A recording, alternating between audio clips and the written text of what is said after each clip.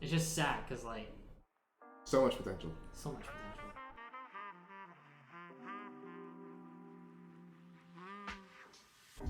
What would make Sword Art Online actually good?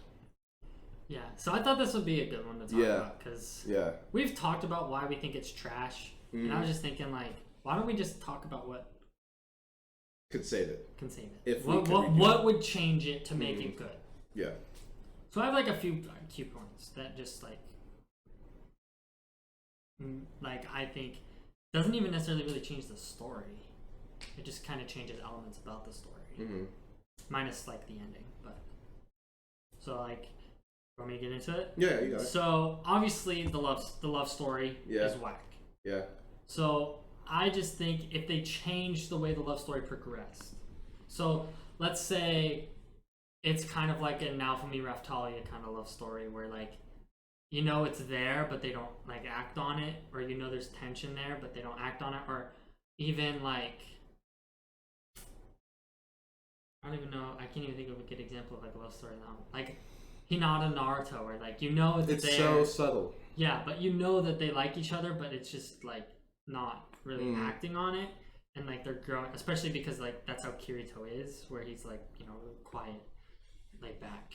Yeah. Speaking of Raftalia and Naofumi, season 2 and 3 just got confirmed. So keep a lookout for Shield Hero. But anyways, so my main thing is the way the love story progresses. So they don't have to change much.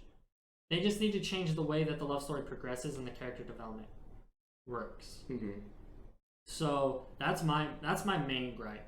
I also think because the world building in the game, like I've talked about so many times before, is really good. So why just like randomly in the middle of one of the floors or the dungeons, they're just like, oh, by the way, I'm the leader. You beat me and you win. Like, why do that? Keep the love story simple. Keep it kind of there and still make people interested, and then have them fighting together to the end rather than just like randomly having the games end and then somehow Asuna stuck in the game. They have to go to another game. Like that's stupid. Yeah. Just keep it in the same game. Love story's there. She can still get trapped or something can happen to her. Or like that, the like creators of the game can capture her in the game. But just keep it in Sword Art Online rather than whatever the stupid fairy game they go into. Yeah. And then like we're just like the same sort of play except it's flying fairies. Yeah, and then like the whole love story with him and his sister or his cousin or whoever like sister it is. Or cousin, yeah. They don't they don't need that. They just keep the love story with Raftalia with Asuna and Kirito. Yeah. And stay out of the other game. And just progress the story to a satisfactory ending of getting out of Sword Art Online, and then they meet each other or whatever. Like they don't need like this whole second half of the show should just basically be rewritten to just only be continuing in Sword Art Online. Because I think if it was if the love story was there, and then they still kept it in Sword Art Online though, and then they progressed to the end and they actually got out in like a satisfactory way, I think I could overlook the love story and it'd be a better show. Right. So I think they kind of go hand in hand where they both just kind of tanked the show by the time it hit, like that love story arc really hit. So those are like my main things, because everything else about it I liked. I mean, I thought Kirito was fine. The game, like I said, the world building was amazing.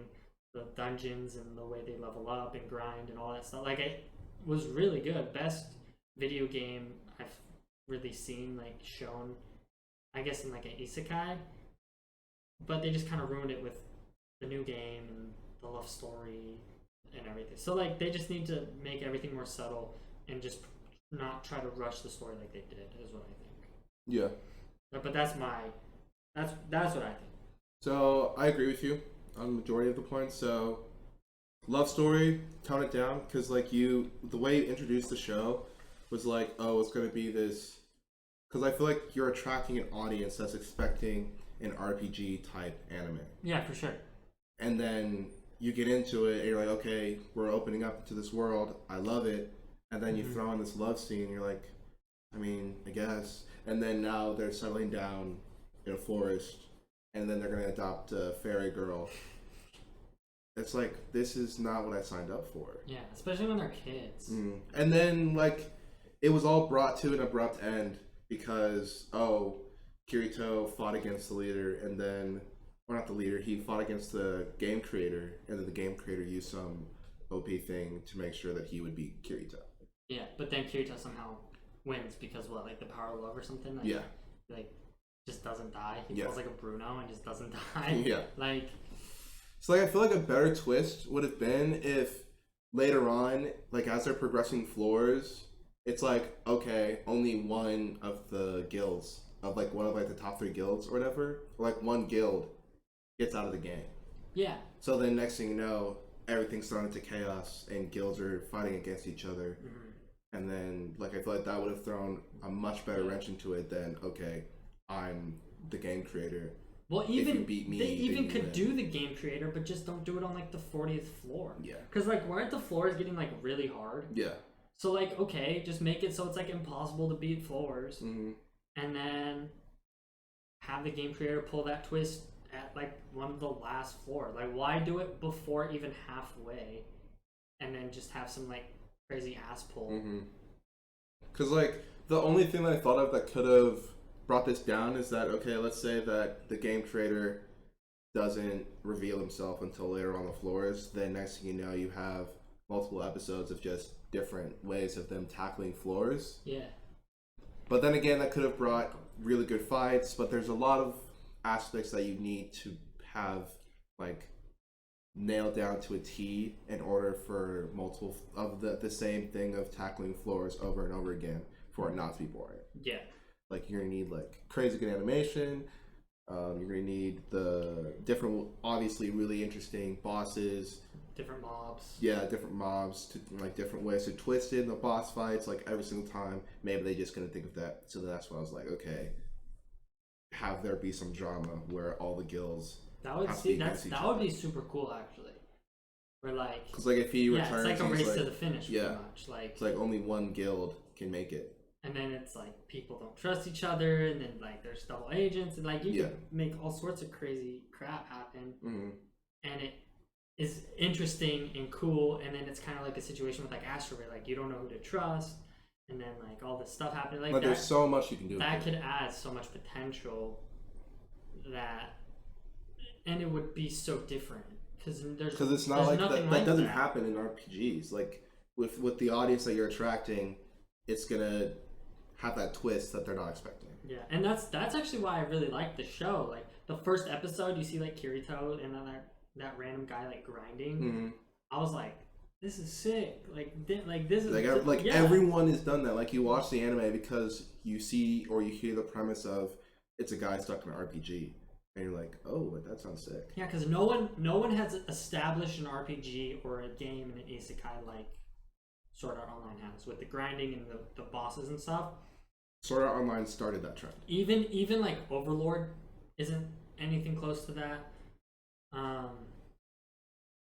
I mean, Rising of the Shield Hero is kind of like it. Yeah. But you don't see the grinding. Yeah, which is what I like. I mean, you kind of do on the island, but it's very minimal. Yeah. Like I don't know, just everything they did, the way they set it up in Sword Art just was so good, and that's why it's such a shame that it just kind of shit the bed. Yeah. Cause like, I don't know, I really like that guild idea. Cause like they don't even cover really guilds in isekais, like multiple guilds. It's just like, oh, join the Fighters Guild, right? Yeah. Every time. Yeah. Konosuba.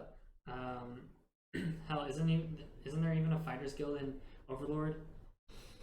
There's some. Yeah, it's like they give you quests. Yeah. Or whatever. And so it's like a Goblin guild. Slayer, I guess, isn't an isekai, but it's kind of like.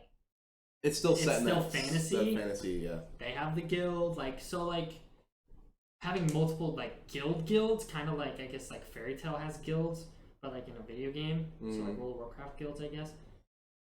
If you just had that, like in Sword Art, and then just have them fight, that would be so sick. Yeah. That would change so much, and like just like, getting rid of that ass pull in the middle and just keeping it throughout the game, like keeping them in the game.